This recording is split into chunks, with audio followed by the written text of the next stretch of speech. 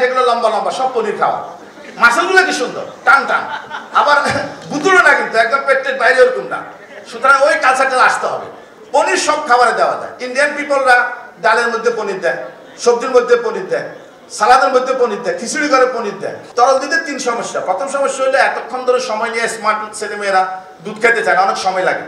তাহলে এটাকে পনির বানাই ফেলবে। 1 টুকরা পনির খাইলে আমার প্রায় 1 পোয়া দুধের 1 টুকরা পনির হয়। 1 টুকরা পনির খেলে সমস্ত পটেনশিয়াল পেয়ে গেলাম।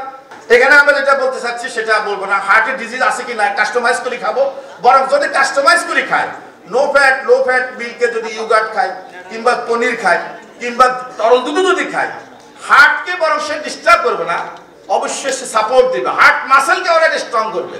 একদম 80-90 বছর পর্যন্ত হার্ট মাসেল খুব ভালোভাবে পাম্প করতে পারবে। সুতরাং হ্যাঁ, তবে অবশ্যই কাস্টমাইজ করে খেতে হবে। সেক্ষেত্রে হলো চর্বিটা তুলে দিতে হবে। নেক্সট, আমরা আসছি এই জায়গাটায় অনেক পিছিয়ে আছি। দুধকে আমাদের কৃষকরা বিক্রি করতে না পারে, তরল দুধ ফেলে দেয়। তরল দুধের 3 সমস্যা। প্রথম সমস্যা হলো এতক্ষণ ধরে সময় নিয়ে স্মার্ট ছেলেমেয়েরা দুধ খেতে চায় না, অনেক সময় লাগে। তাহলে এটাকে পনির বানাই ফেলবে। 1 টুকরা পনির খাইলে আমার প্রায় 1 পোয়া দুধের 1 টুকরা পনির হয়। 1 টুকরা পনির খেলে সমস্ত পটেনশিয়াল পেয়ে গেলাম। স্কুলে যা বাচ্চারা যাচ্ছে ওর ব্যাগের মধ্যে পনির দিয়ে দিলাম, বের করে পনির খেয়ে নিল। ইভেন আমি ট্রেনে চড়ছি, পনির খেয়ে নিব। ইউরোপে যাই দেখি সবাই ব্যাগের মধ্যে পনির বাইর করে একটা করে খায়, আর একটু পানি খেয়ে নেয়, সারাদিনে কিছু খায় না। মনারা জানতে সে সকল নিউট্রিয়েন্টের সকল এলিমেন্ট সে পেয়ে যাচ্ছে। এই পনির কালচারে আমরা আসতে পারছি না। এই ইন্ডিয়াতে কিন্তু এই কালচারটা অনেক বেগবান হয়েছে, বিশেষ করে উত্তরপ্রদেশ থেকে শুরু করে তারা যখন সচেতন এলাকায় যথেষ্ট পরিমাণে তারা পনির খাচ্ছে। পনিরের একটা সুবিধা হলো পনির করার সময় যে ল্যাকটোজটা এটা 6 ভাগের 5 ভাগের থেকে যায় দইয়ের মধ্যে, মাত্র 1 ভাগ আছে, 6 ভাগের 1 ভাগ। সুতরাং এটা কিন্তু টলারেন্সের মধ্যে থাকে, সুতরাং এটা কাস্টমাইজ হয়ে যায়। আর পনিরের একটা সুবিধা হচ্ছে যে সেখানে অবশ্যই প্রিবায়োটিক প্রোবায়োটিক ডেভেলপ করে, এবং যদি সল্টেড করেন ইয়ারস্টকে তার রুমের মধ্যে রেখে দিতে পারবেন, একটু র্যাপিং করে, ফ্রিজে রাখা লাগবে না, সেটা খাওয়া যাবে, নষ্ট হয় না।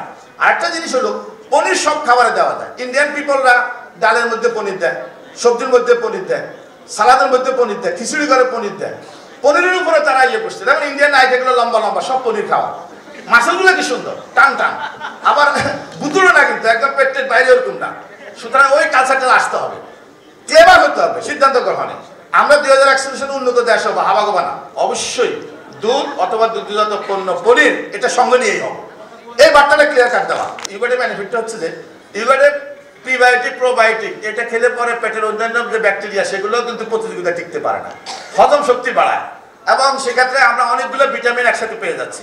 সেখানে আমাদের ল্যাকটোজ অলমোস্ট যদি প্রফেশনাল ব্যাকটেরিয়া দিয়ে আমরা করি অলমোস্ট কোনো ল্যাকটোজ থাকে না। সব দিক দিয়ে মিলে ইউগার্ড হচ্ছে একটা ভ্যালু অ্যাডেড প্রোডাক্ট।